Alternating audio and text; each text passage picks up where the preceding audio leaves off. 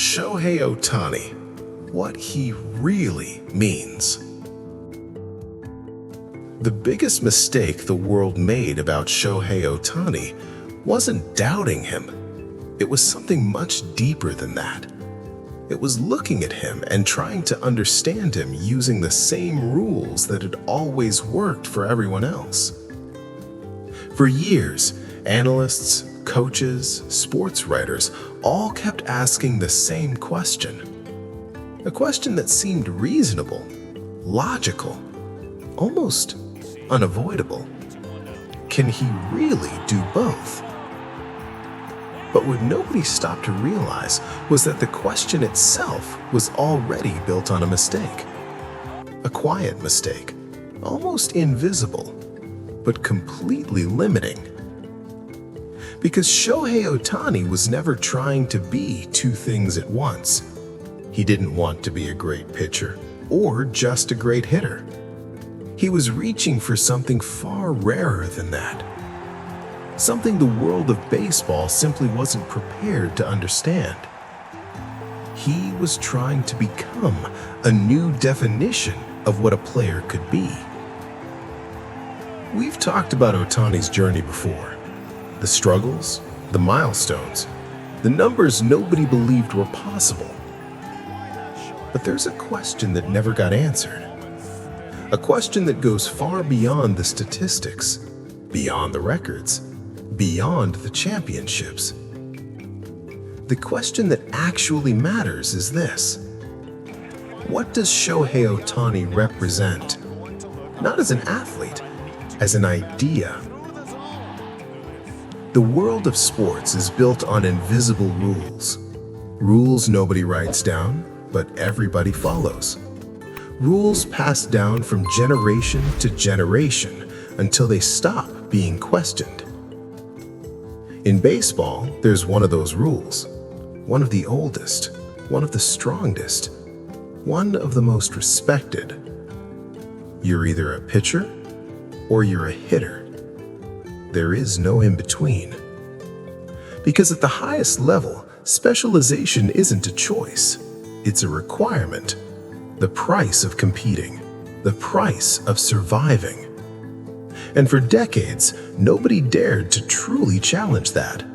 Not because talent was missing, but because courage was. To understand what Shohei Ohtani represents, you first need to understand how he thinks. And that is where this story gets really interesting. In baseball, there's an invisible war. A war that happens in fractions of a second before the ball leaves the pitcher's hand. It's a war of information, of anticipation, of deception. And Shohei Ohtani is the only man in the modern history of baseball who fights on both sides of that war at the same time. While the entire world was debating his limits, Shohei Ohtani was obsessed with something completely different. He wasn't thinking about choosing. He was thinking about understanding. For most players, the game is divided into compartments: pitching, hitting, fielding. Each role isolated, each skill trained separately, as if baseball were a collection of separate pieces that never truly connect. But for Ohtani, that never made sense. From a very young age, he saw the game as a single system, a living organism where everything was connected. When Shohei Ohtani steps into the batter's box, he isn't just waiting for the pitch. He's reading. Every detail of the opposing pitcher becomes data. The grip on the ball, the angle of the elbow, the tension in the shoulder, the rhythm of the breath before the windup. Players who have faced Ohtani describe something unusual. They seem to know what's coming before it comes. Not by instinct, by obsessive preparation.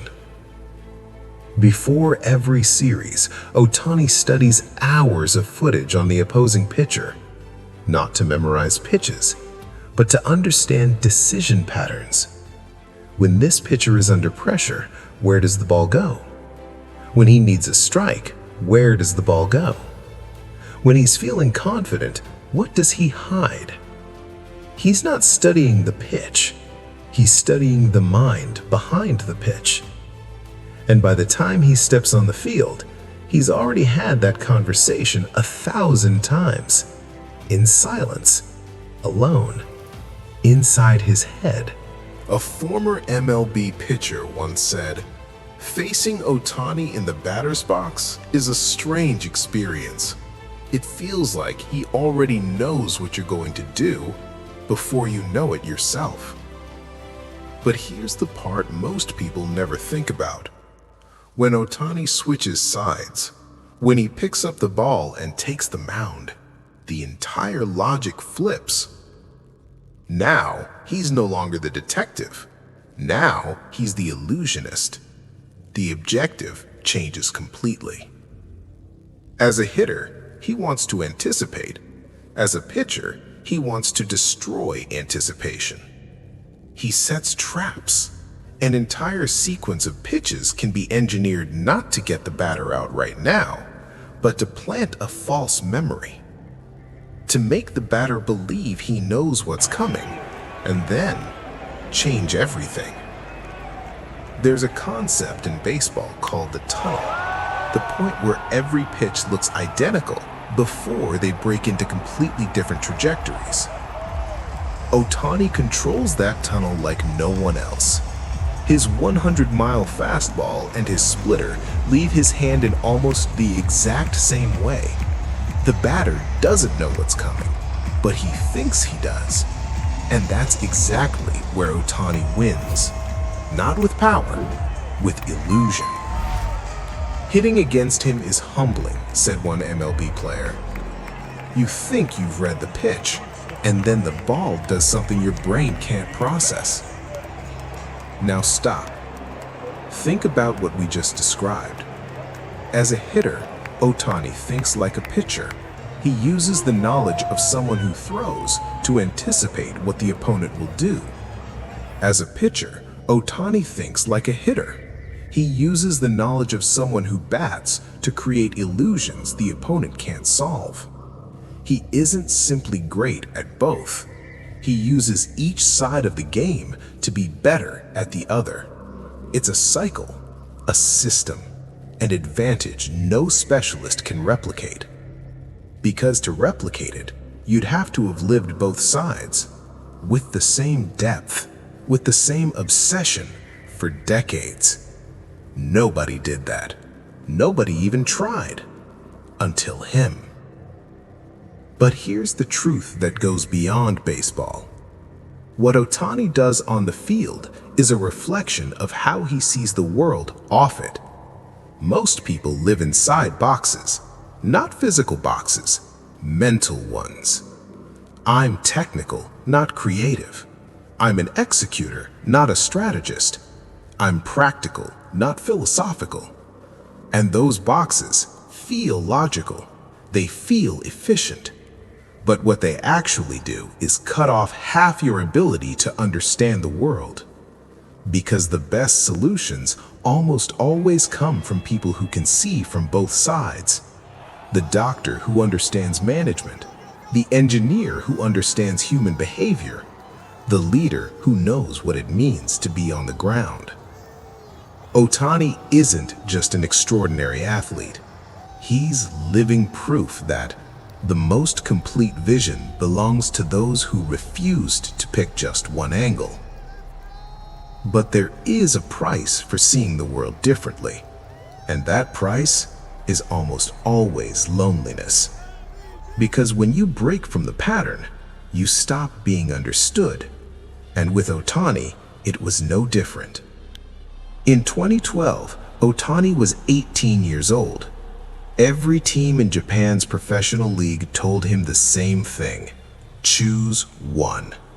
One team, and only one, dared to believe otherwise. The Nippon Ham Fighters. Even inside that club, coaches pushed back. The agreement was unprecedented. He would train both sides, but the moment his performance dropped, he would have to choose. 6 years later, he arrived in the major leagues, and the pressure started all over again. Entire franchises refused to sign him as a two-way player. They wanted half of him. He refused to be half. And maybe the hardest part wasn't proving them wrong. It was continuing to believe when no one else did. Because there comes a point where the noise from outside starts to become doubt from within. And that's where most people give up. Ohtani was never the kind of player who answered with words. He answered with discipline, with repetition, with resilience. While the world debated whether he could do it, he was training in silence, far from the spotlight, far from the opinions, far from the expectations. Day after day, adjusting details nobody could see, small corrections, movements barely perceptible, but ones that over time would become impossible to ignore. Because the real proof never happens in a single moment. It's built, one repetition at a time, until the world can no longer deny it.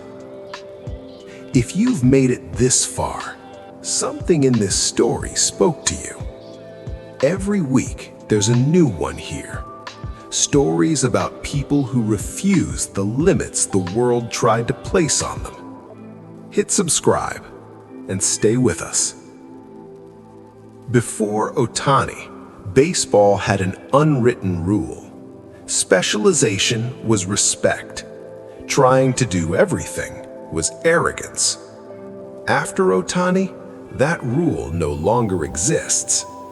Baseball academies in Japan, the United States, the Dominican Republic started rethinking how they develop young players. Coaches who spent decades saying pick one now hesitate before they speak because they've seen what happens when someone refuses that instruction. And more than that, it opened a question that reaches far beyond the game. How many talents were wasted because someone convinced a capable person that they needed to be less? The world doesn't doubt you simply because you're incapable. Most of the time, the world doubts you because you're attempting something it doesn't yet have the language to understand. And that's exactly what happened with Shohei Ohtani. He wasn't wrong. He wasn't overreaching. He wasn't being unrealistic. He was simply ahead. Ahead of the system. Ahead of the expectations. Ahead of the way the game was understood. And when you're ahead, you always look strange before you look like a genius. Because the most important lesson he leaves behind isn't about baseball. It's about how you see your own boxes. The ones you built yourself, the ones others built for you. Ohtani didn't win just because he was talented. He won because he refused to accept limits that didn't make sense to him. And maybe that's the most important part of this story. Not every limit you've been given was made for you.